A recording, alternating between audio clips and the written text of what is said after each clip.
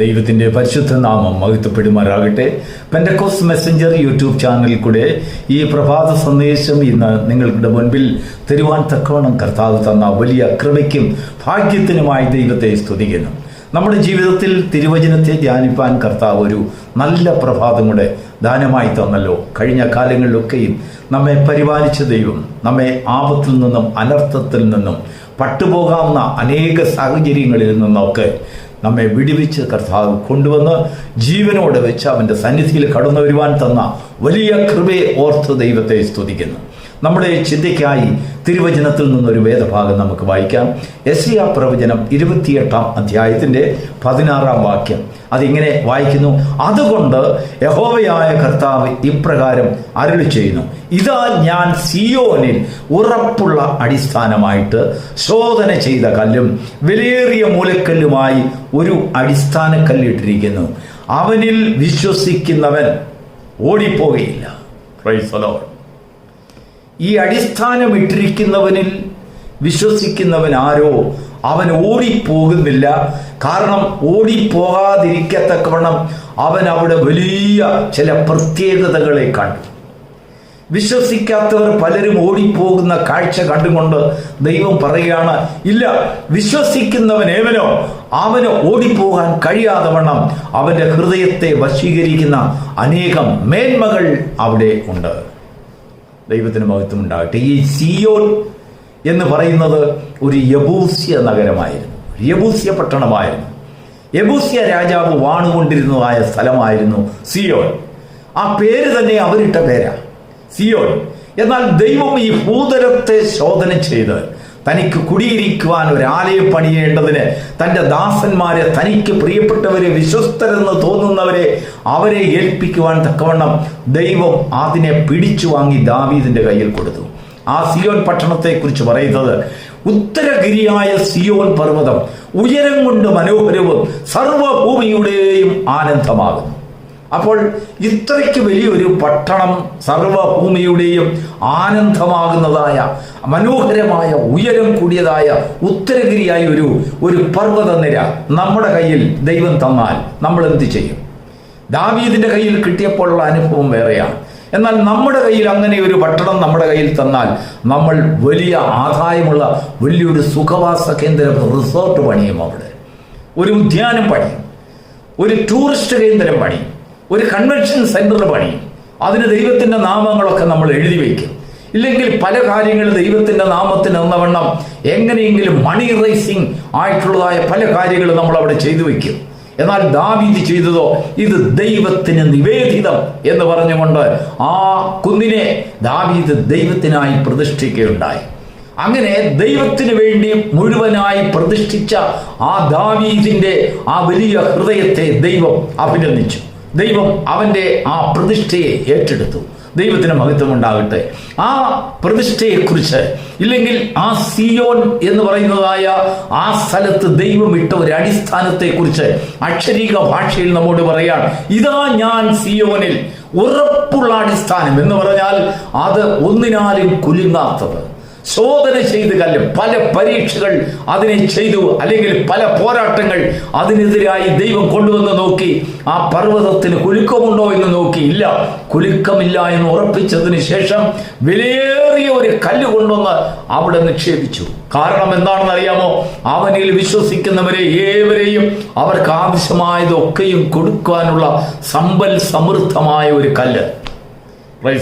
അവനിൽ വിശ്വസിക്കുന്നവർ ഓടിപ്പോകാതിരിക്കവണ്ണം, അല്ലെങ്കിൽ അവരെത്ര ചെറിയവരാണെങ്കിലും അവരെ ഈ ഭൂമിയിൽ അവരാശ്രയിക്കുന്നിടത്തോളം കാലം, വിശ്വാസം നിലനിർത്തുന്നിടത്തോളം കാലം അവരെ പരിരക്ഷിക്കാൻ വേണ്ട സകല ക്രമീകരണങ്ങളും ചെയ്യത്തക്കതായ ഒരു വിലയേറിയ കല്ല്. അങ്ങനെ ഒരു വിലയേറിയ കല്ല് ഈ ഭൂമിയിൽ വേറെ എങ്ങും ഇല്ല എന്ന് സ്വർഗം ഉറപ്പുവരുത്തുകയാണ്. ദൈവത്തിന് മഹത്വം ഉണ്ടാകട്ടെ. ഈ ചില വർഷങ്ങൾക്ക് മുമ്പ് ഒരു 8 വയസ്സുള്ളതായ ഒരു ബാലൻ ഉത്തർപ്രദേശിൽ ഒരു മൂടിയില്ലാത്ത കുഴൽക്കിണറിൽ വീണു. വളരെ ആഴത്തിലാണ്, ഏതാണ്ട് 40 അടി താഴ്ചയിൽ ആ പൈതൽ വീണുപോയി. തിരിച്ചെടുക്കാൻ കഴിയാത്ത വലിയ പ്രതിസന്ധി. അന്നത്തെ കാലത്ത് നമ്മുടെ ഇന്ത്യൻ പ്രസിഡന്റ് ആയിരുന്നത് ഡോക്ടർ അബ്ദുൽ കലാമാണ്. അദ്ദേഹം ആ വിഷയത്തിൽ ഇടപെട്ടു. അദ്ദേഹം ഒരു വിജ്ഞാപനം ഇറക്കി, എന്ത് ചെലവ് ചെയ്തിരുന്നാലും ആ കുട്ടിയെ വീണ്ടെടുക്കണം, ആ കുട്ടിയെ രക്ഷിക്കണം. പ്രധാനമന്ത്രി ചില പദ്ധതികൾ കൊണ്ടുവന്നു, എന്തെല്ലാം ചെലവുകൾ വന്നിരുന്നാലും ശരി ആ കുട്ടിയെ നമുക്ക് തിരിച്ചെടുക്കണം, രക്ഷപ്പെടുത്തണം. അനേക വിദേശ രാജ്യങ്ങളുടെ സഹായം ആവശ്യപ്പെട്ടു. അങ്ങനെ ആ കുട്ടിയെ ചില നാളുകൾക്ക് ശേഷം വളരെ പ്രയത്നത്തിൽ കൂടെ ആ കുട്ടിയെ രക്ഷപ്പെടുത്തുകയുണ്ടായി. അവരുപയോഗിച്ച വാക്ക് ഡോക്ടർ അബ്ദുൽ കലാം, പ്രസിഡന്റായിരുന്ന അബ്ദുൽ കലാം ഉപയോഗിച്ചത്, എന്ത് ചെലവ് വന്നിരുന്നാലും ശരി അത് സർക്കാരിൽ നിന്ന് കൊടുക്കും, ആ കുട്ടിയെ രക്ഷിക്കണം. നമുക്കറിയാം 1945 ഇന്ത്യൻ സമരസേനാനിയായിരുന്നതായ സുഭാഷ് ചന്ദ്രബോസ് സഞ്ചരിച്ച ആ പ്ലെയിൻ ക്രാഷായി. അദ്ദേഹം മരിച്ചു പോയെന്ന് വിശ്വസിച്ചു. തൈപ്പേയി പട്ടണത്തിൻ്റെ മുകളിൽ വെച്ചാണ് ആ എയർപ്ലെയിൻ കാണാതായത്. അനേക നാളുകൾ പല കമ്മീഷൻ അതിനെക്കുറിച്ച് അന്വേഷണം നടത്തി. ഇന്ത്യക്ക് സ്വാതന്ത്ര്യം കിട്ടി. ഇന്ത്യ ഗവൺമെൻറ്റും ജപ്പാൻ ഗവൺമെൻറ്റും ഒക്കെ ചേർന്നുകൊണ്ട് ഒരുപാട് അന്വേഷണങ്ങൾ ആ പ്ലെയിനെ കുറിച്ചും ആ ക്രാഷിനെ കുറിച്ചും അന്വേഷിച്ചു. 2006 വരെ അത്രയും വർഷങ്ങൾ ഈ പ്ലെയിനെ കുറിച്ചുള്ളതായ വലിയ ഒരു അന്വേഷണം. നമുക്കറിയാം, ഏതാണ്ട് 61 വർഷം ഈ പ്ലെയിൻ ക്രാഷിനെ കുറിച്ച് അന്വേഷണം നടത്തി. ഇതിൻ്റെ എന്തെങ്കിലും അവശിഷ്ടം കണ്ടുപിടിക്കാൻ കഴിയുമോ? കണ്ടുപിടിക്കാൻ കഴിഞ്ഞില്ല. ഒടുവിൽ ആ പരിശ്രമം ഉപേക്ഷിച്ചു. 2006 ഇന്ത്യ ഗവൺമെൻറ് ഇനിയും അന്വേഷിക്കേണ്ടതില്ല എന്ന് തീരുമാനിച്ചത്. മനുഷ്യൻ എത്ര വലിയവനാണെങ്കിലും അവനെക്കുറിച്ചുള്ളതായ കരുതൽ അന്വേഷണവും അത്രയ്ക്കേ ഉള്ളൂ. സുഭാഷ് ചന്ദ്രബോസ് ഒരു രാജ്യത്തിൻ്റെ സ്വത്താണ്, രാജ്യത്തിൻ്റെ സമ്പത്താണ്, പ്രസിദ്ധനായവനാണ്. ഇന്ത്യൻ രാജ്യത്തിന് വേണ്ടി സമരസേനാനി എന്ന് സ്വാതന്ത്ര്യ സമരം ബ്രിട്ടീഷ് രാജ്യത്തിൽ നിന്ന്, അവരുടെ മേൽക്കോയ്മയിൽ നിന്ന് ഇന്ത്യ രാജ്യത്തെ രക്ഷിക്കുവാൻ വളരെയധികം ജീവൻ വെച്ച് പോരാടിയതായ ഒരു മനുഷ്യനാണെന്ന് വിശ്വസിക്കുന്നു. എന്നാൽ അദ്ദേഹത്തിൻ്റെ ഒരു ശരീര അവശിഷ്ടമോ ആ പ്ലെയിൻ ക്രാഷിൽ അവശിഷ്ടം പോലും ഇനിയും അന്വേഷിക്കേണ്ടതില്ല എന്ന് പറഞ്ഞ് ആ ശ്രമം ഉപേക്ഷിച്ച ചരിത്രമുണ്ട്.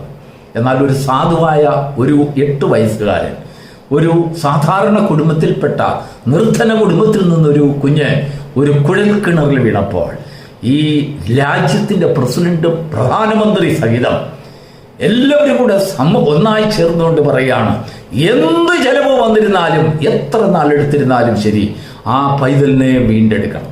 ദൈവത്തിന് മഹത്വം ഉണ്ടാകട്ടെ. നോക്കൂ, ദൈവത്തിൻ്റെ വചനം നാം ഇവിടെ വായിച്ചത്, വിശ്വസിക്കുന്നവൻ ഓടിപ്പോകുകയില്ല. കാരണം എന്താണെന്ന് അറിയാമോ? വിലയേറിയ ഒരു മൂലക്കല്ല് നിന്നെ കർത്താവിന് ആവശ്യമുണ്ടെങ്കിൽ എന്തെല്ലാം ചെലവുകൾ നിന്റെ മുൻപിൽ കടന്നു വന്നാലും ശരി ആ ചെലവുകളെ ദൈവം നേരിടും. ഏതെല്ലാം പ്രതിസന്ധികൾ നിന്നെ രക്ഷിക്കുന്നതിന് വിരോധമായി പോരാടിയിരുന്നാലും ശരി അതിനെ എല്ലാം നേരിടുവാൻ ശോധന ചെയ്ത കല്ല് ശക്തനാണ്. അവൻ ഉറപ്പുള്ള കല്ലാണ്. നമ്മുടെ കർത്താവ് ഉറപ്പുള്ള കല്ലായിട്ടാണ് ആ സിയോൻ എന്ന് പറയുന്നതായ ആ ഒരു സാങ്കല്പിക ഭാഷയിൽ അത് പ്രവാചകൻ പറയുമ്പോൾ, ആ പ്രവാചകൻ ഉച്ചരിക്കുമ്പോൾ നമുക്ക് തരുന്ന ഒരു ഉറപ്പുള്ള ഒരു വിശ്വാസമുണ്ട്. ആ ദൈവത്തിന്റെ വചനം കേൾക്കുക. അതുകൊണ്ട് വിശ്വസിക്കുന്നവൻ ഓടിപ്പോകുകയില്ല. അവനിൽ ഒരു നിശ്ചയം, അവൻ എന്നെ രക്ഷിക്കുവാൻ ശക്തനാണ്.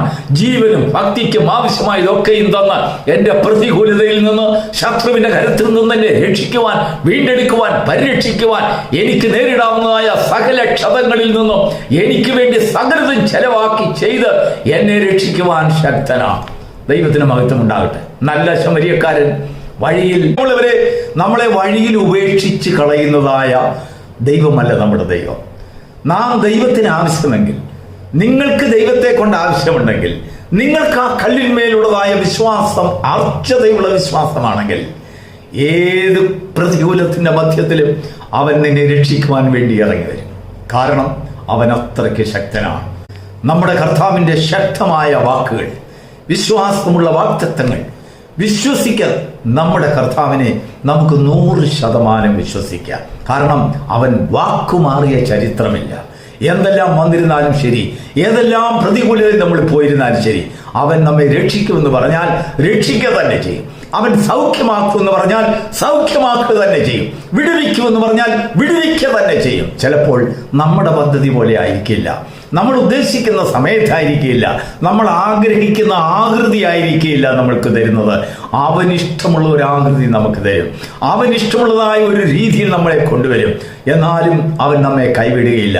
അവന്റെ ഉറപ്പുള്ള വാക്കിൽ ഇന്നുമെന്നും മാറാത്തവനായ ആ കർത്താവിൽ വിശ്വസിക്കുന്ന പ്രിയപ്പെട്ട ദൈവത്തിന്റെ മക്കളെ, നിന്റെ ഹൃദയം കർത്താവിൽ വിശ്വസിക്കാൻ ഈ പ്രഭാതത്തിൽ നിങ്ങൾ പ്രതിഷ്ഠിക്കുകയാണെങ്കിൽ, നിങ്ങളുടെ പ്രതികൂലങ്ങളിൽ, നിങ്ങളുടെ ആപത്ത് ഘട്ടങ്ങളിൽ, യുദ്ധവേളകളിൽ, നിങ്ങളുടെ ജീവൻ നഷ്ടപ്പെട്ടു പോകുന്ന അനേക സന്ദർഭങ്ങളിൽ നിങ്ങൾ നേരിടുന്നുണ്ടെങ്കിലും, അല്ലെങ്കിൽ നിങ്ങൾക്ക് ഖേദകരമാകുന്ന അനേക പാതകളിൽ കൂടെ നിങ്ങൾക്ക് നടക്കേണ്ടി വന്നിരുന്നാലും, കൂരിരുൾ താഴ്വരകളിലൂടെ മരണത്തിന്റെ താഴ്വരകളിൽ കൂടെ നടക്കേണ്ടി വന്നിരുന്നാലും ഒരനർത്ഥവും നിനക്ക് ഭവിക്കയില്ല എന്ന് ദൈവം നിനക്ക് ഉറപ്പ് തരുന്നു. കാരണം എന്താണെന്നറിയോ? അവൻ ശോധന ചെയ്ത കല്ലാണ്, ഉറപ്പുള്ള കല്ലാണ്, വിലയേറിയ കല്ലാണ്. നിന്റെ മുൻപിൽ വരുന്ന ഒരു ചെലവിനെ നിന്നെ രക്ഷിക്കുവാൻ വേണ്ടി നിന്റെ മുൻപിൽ വന്നെത്തേക്കാവുന്നതായ ഒരു വലിയ ഭീമമായ ചെലവിനെ കണ്ടുകൊണ്ട് സ്വർഗം നിന്റെ മുൻപിൽ നിന്ന് ഓടിപ്പോകുകയില്ല.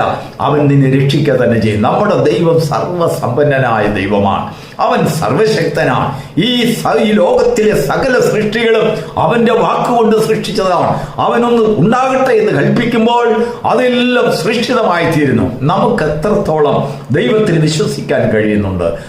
നമ്മെയും നമ്മുടെ കുഞ്ഞുങ്ങളെയും നമ്മുടെ കുടുംബത്തെയും നമ്മുടെ ഭാരത്തെയും അവന്റെ കയ്യിൽ എത്രത്തോളം വിശ്വാസത്തോടുകൂടി ഏൽപ്പിച്ചു കൊടുക്കുവാൻ നമുക്ക് കഴിയുന്നുണ്ടെങ്കിൽ, നമ്മുടെ കയ്യിൽ ദൈവം തരുന്നതായ നന്മകളെ നമ്മുടെ പുകഴ്ചയ്ക്ക് വേണ്ടി, നമ്മുടെ സമൃദ്ധിക്ക് വേണ്ടി, നമ്മുടെ വരുമാനത്തിന് വേണ്ടിയല്ല, ദൈവത്തിന് നിവേദിതമായി നാം അതിനെ ഉപയോഗിക്കുകയാണെങ്കിൽ നമ്മിൽ കൂടെ ദൈവം തന്റെ അടിസ്ഥാനം ഇടും. ഇതാ ഒരു ഉറപ്പുള്ള അടിസ്ഥാനം. നമ്മെ സിയോൻ എന്നൊരു കുന്നിനെ പോലെ ദൈവം നമ്മെ മാനിക്കും, നമ്മെ സ്നേഹിക്കും. നമ്മെ ഉത്തരഗിരിയായ സിയോൻ പർവ്വതമായി ദൈവം നമ്മെ കണക്കാക്കും. നമ്മുടെ ഹൃദയത്തെ കണക്കാക്കും. നമ്മുടെ ഹൃദയത്തിൽ അവൻ അടിസ്ഥാനമിടും. നമ്മുടെ ഹൃദയത്തിൽ ഒരു പരിരക്ഷ കൊണ്ടുവരും.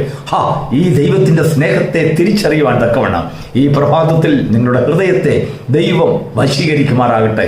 അവന്റെ സ്നേഹം നിങ്ങളെ വശീകരിക്കുമാറാകട്ടെ. അവന്റെ സ്നേഹത്തെ നിങ്ങളെ കാണിക്കുമാറാകട്ടെ. ആ സ്നേഹത്തെ കാണുന്നവർ, അവനെ കുറിച്ചുള്ളതായ ഒരു ഉറപ്പ് ലഭിക്കുന്നവർ, എത്ര പ്രതിസന്ധികൾ വന്നിരുന്നാലും ശരി, ഏതെല്ലാം പ്രതികൂലങ്ങൾ വന്നിരുന്നാലും ശരി, ഏതെല്ലാം ആവശ്യങ്ങളുടെ മുഖത്ത് കണ്ണുനീരൊഴുക്കുന്ന ഒരു യാതന അനുഭവിക്കുന്ന ഒരു സാഹചര്യങ്ങളാണെങ്കിൽ ശരി, അവനെ വിട്ടോടുകയില്ല. അവനിൽ തന്നെ നിലനിൽക്കും. അങ്ങനെ നിലനിൽക്കുന്നവർ അവനിൽ ഒരു പ്രത്യാശ വയ്ക്കും. ആ പ്രത്യാശ നിങ്ങൾ ആഗ്രഹിച്ച തുറമുഖത്തേക്ക് നിങ്ങളെ കൊണ്ടുപോകുന്നതായി, നിങ്ങളെ ഒരു വിശാലതയിലേക്ക് കൊണ്ടുപോകുന്ന ഒരു സമാധാനമുള്ള ദേശമായി ദൈവം നിന്നെ മാറ്റും. നിന്റെ കുടുംബത്തെ മാറ്റും, നിന്റെ കുഞ്ഞുങ്ങളെ മാറ്റും, നിന്റെ ദേശത്തെയാക്കും, നിന്റെ വിശ്വാസത്തെയാക്കും, നിന്റെ ആത്മീക ജീവിതത്തെയാക്കും, നിന്റെ ഭൗമിക തലങ്ങളെയും ദൈവം ഭാരമേറ്റ് നടത്തും. God bless you.